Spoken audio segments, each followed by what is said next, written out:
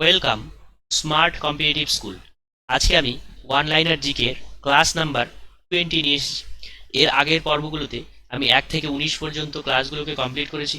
তোমরা যদি ভিডিওগুলিকে দেখে না থাকো তাহলে আমার প্লেলিস্ট থেকে সেই সমস্ত ভিডিওগুলিকে দেখে নেবে। তাহলে চলো আজকের যে নতুন প্রশ্নগুলো রয়েছে সেগুলো নিয়ে আলোচনা করা যাক।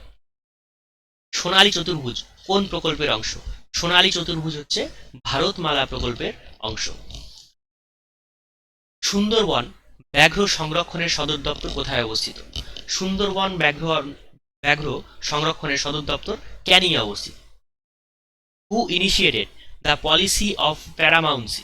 পলিসি অফ প্যারামাউন্সি কে সূচনা করেন? এটা হচ্ছে লর্ড হেস্টিংস। দুই রাজ্যের মধ্যে বিরোধ সুপ্রিম কোর্টের কোন এখতিয়ারের অংশ? দুই রাজ্যের মধ্যে বিরোধ হচ্ছে সুপ্রিম কোর্টের মূল এরিয়ার মধ্যে পড়ে। লেখার চক তৈরি হয় কোন যৌগ দিয়ে? লেখার চক তৈরি হয় ক্যালসিয়াম কার্বনেট দিয়ে। কোন ধাতু সবচেয়ে বেশি ক্ষয়প্রাপ্ত হয়? সবচেয়ে বেশি ক্ষয়প্রাপ্ত হয় সেটা হচ্ছে তামা। গ্যালভানাইজেশন কি বা গ্যালভানাইজেশন হলো, এটা হলো লোহার উপরে যদি আমরা দস্তার প্রলেপ দিই তখন তাকে আমরা বলি গ্যালভানাইজেশন। হীরেকে উজ্জ্বল দেখায় কেন? তার কারণটা কি? তার কারণ হচ্ছে অভ্যন্তরীণ পূর্ণ প্রতিফলন। অভ্যন্তরীণ পূর্ণ প্রতিফলনের ফলে হীরেকে উজ্জ্বল দেখায়। ভারতের একটি লাভা গঠিত মালভূমির উদাহরণ কি? লাভা গঠিত মালভূমির উদাহরণ হলো দাক্ষিণাত্যের মালভূমি। দুটি পর্বত বেষ্টিত মালভূমির উদাহরণ কি? দুটি পর্বত বেষ্টিত মালভূমির উদাহরণ হলো একটা তিব্বতের মালভূমি আর একটা হচ্ছে পামির মালভূমি। কিসের দ্বারা লোয়েস সমভূমি গঠিত হয়েছে? লোয়েস সমভূমি গঠিত হয়েছে বায়ুর ক্ষয়কার্যের দ্বারা বা বায়ুর প্রবাহের দ্বারা।